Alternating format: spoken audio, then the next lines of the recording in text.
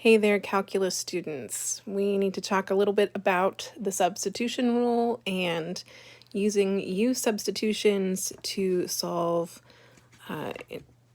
integrals, right? So remember that we have different types of functions, and the substitution rule allows us to take the integral of a composite function, right? A function within a function. So we're looking for what's the inside function, and that's what our U is going to be.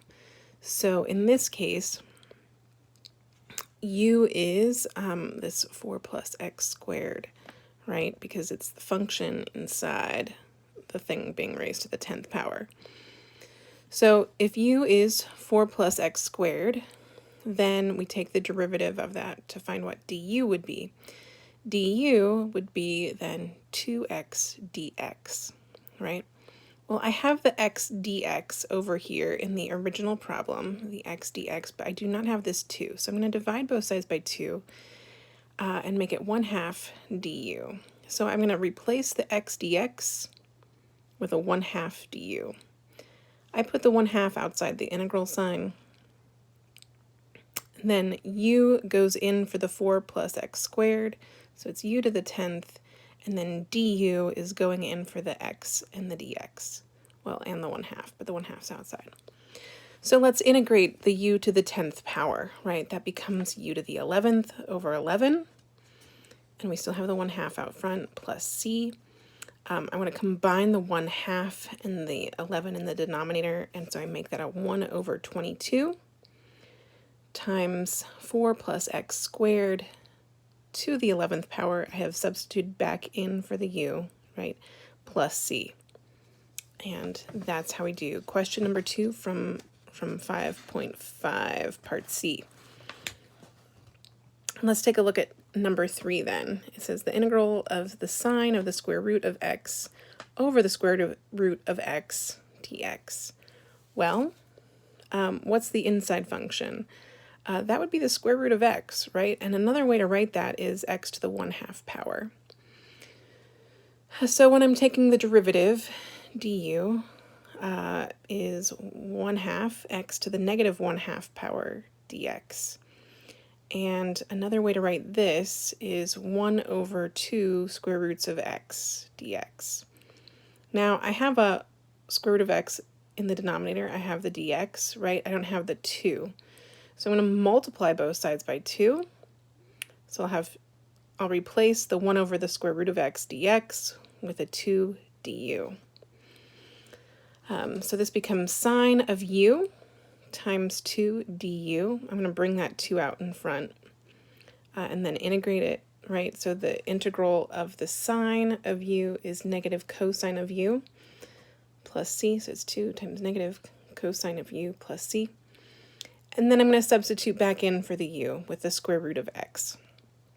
So I have negative 2 times the cosine of the square root of x plus c. Okay, that's number 3. Let's take a look at number 5 real quick. You have the integral of 2x times the quantity x squared plus 3, all of that raised to the 4th power dx.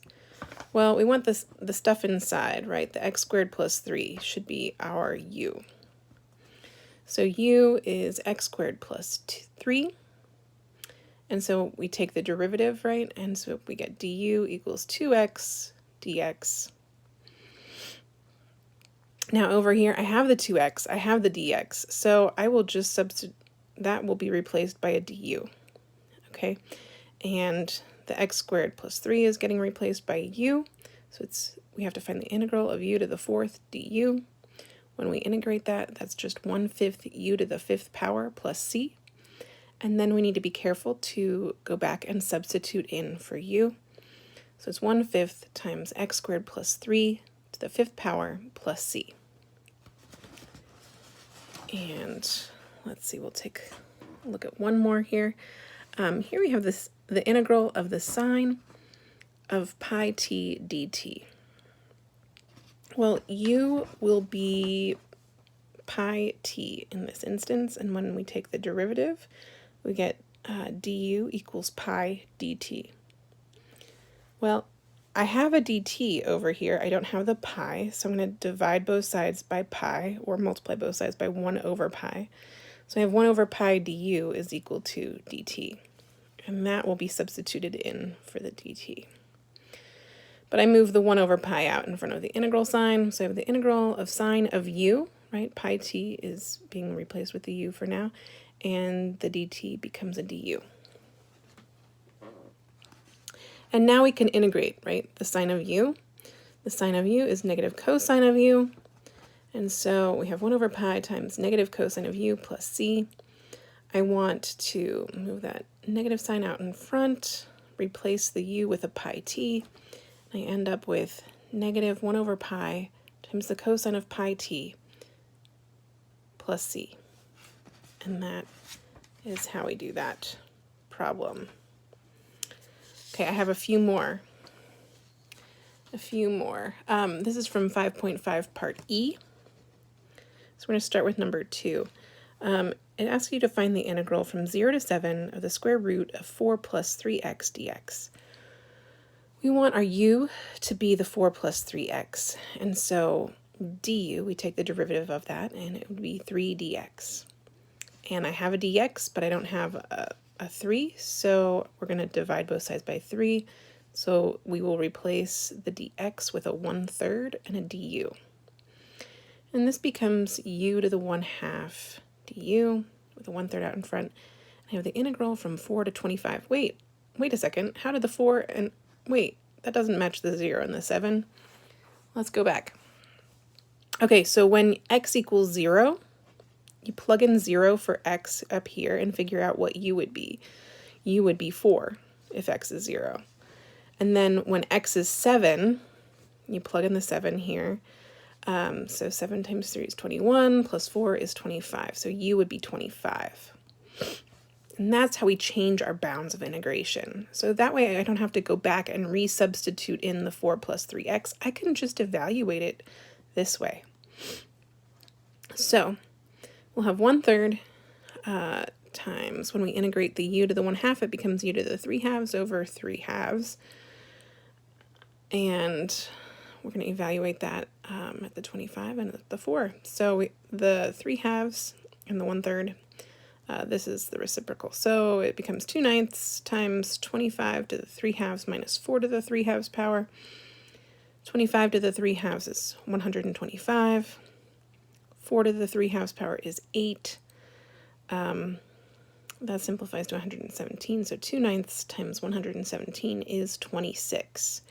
And that's how you do that problem.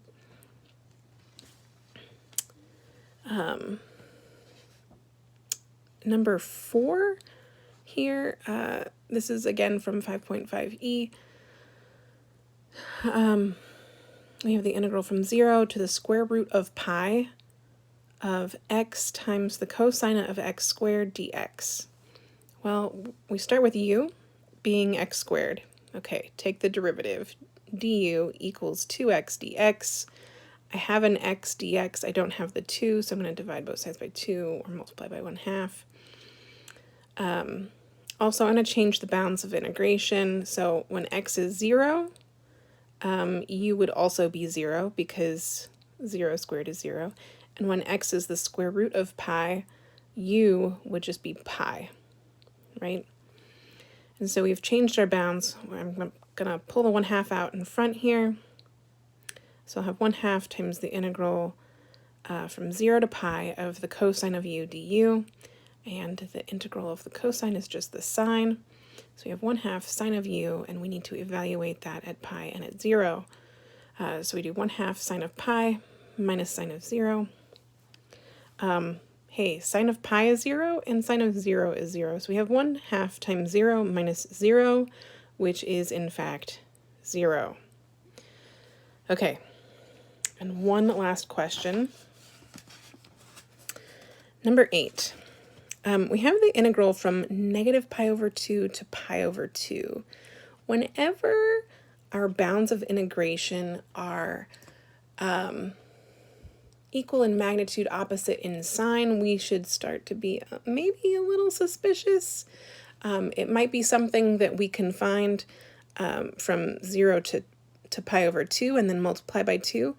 But it might be an odd function, and if it's an odd function, you know, half of it would be below the x-axis, half of it is above the x-axis, and the two areas would cancel out, right? And so the integral would be 0. And that is actually the case in this situation. We have x squared times sine of x over the quantity 1 plus x to the 6th power dx. You may not know that this is an odd function off the top of your head, but these bounds of integration should be a signal to you to consider that option. So this integral equals 0 by theorem 6, part B, since f of x equals x squared sine of x all over 1 plus x to the 6th power is an odd function. I hope this helps your understanding of using substitution to solve integrals, and I hope that you are all well. We'll see you next time.